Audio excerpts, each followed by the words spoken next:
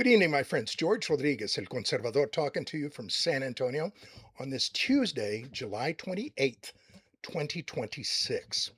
The liberal mayor of San Antonio, Gina Ortiz Jones, is desperately looking for budget cuts in a looming $158 million deficit for the city. Coincidentally, the San Antonio Police Officers Association has negotiated a new contract for the police officers that still needs approval of a majority of the SAPOA members, as well as it also must get accepted by the city council. However, given the anti police sentiments of the majority of the city council members, there are some concerns that the contract will get strong opposition from leftist community groups and from certain city council members. There is a war on police that's being waged on various fronts here in San Antonio by the liberal leftists, anti police radicals. For example, the George Soros funded Bexar County District Attorney Joe Gonzalez created a civil rights division back in October 2020 following the George Floyd riots. This division handles cases of officer involved shootings and any allegations of police brutality.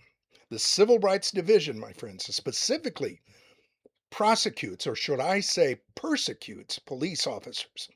The specific goal of the division is to allow, in my opinion, to allow leftist radicals to seek revenge against police officers, not to seek justice.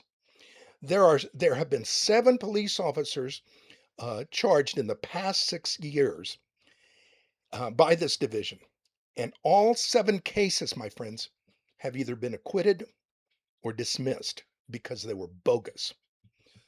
Anti-police liberals, my friends, complain about police violence. They want police to de-escalate their actions, but they don't say anything about their communities to de-escalate their violence or antisocial behavior, or to stop disrespecting authority, particularly the officers on the street. Police are not typical government employees. They work like their work is like daily combat. For example, in the past 3 years, there have been 20 officers shot while on duty. This statistic highlights the concerning trend of violence against police officers in San Antonio. Between July 1st and the 26th, this month in July, there were 28 violent incidences reported by the local news media, with 21 persons injured and 9 people killed. However, only one incident involved a police shooting. Anti police radicals make it sound like there are daily shootings of innocent people by police officers. Also, while the city's population grows, so does the traffic. Meanwhile, the San Antonio Police Department's traffic division is short-staffed. Between July 1st and July 26th, again, this past month, the local news media reported at least 17 major car crashes with 11 people killed. Liberals, my friends, who criticize the police have never been shot at or have been in a tense situation where they have to be responsible for keeping public safety. Let's talk about the overtime, because that's another criticism that is being waged against the police. There have been some complaints from city council members about police overtime. These complaints come from people with a lack of knowledge of police work or who are just plain anti-police. The anti-police city council members have ignored the police department's short staff. They ignore the workload that police officers have to handle on a daily basis, which is worse on weekends.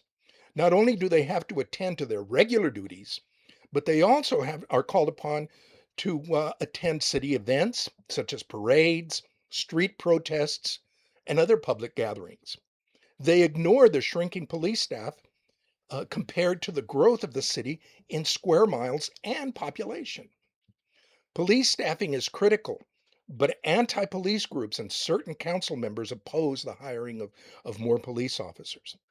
San Antonio needs at least 300 more police officers, but they might get 50 this time around, and those would come courtesy of a federal grant, not at city expense. So, what do these anti police radicals want? Well, one thing, the liberals are pushing DEI because they want more females on the police force. However, my friends, and I say this with all due respect, police officers need to be stronger and meaner than the strongest and meanest bad guy on the street. That's a fact. Liberals want to hire retired police officers so they don't have to pay them uh, benefits. Again, my friends, we need young people who can be proactive in all crucial situations, as well as people who are willing and ready to put themselves on the line who are not retired. They want to hire social workers, which is stupid. They want to remove legal protections so that people can sue police officers at will, making that would only make police officers unwilling to get involved in any incident for fear of lawsuits.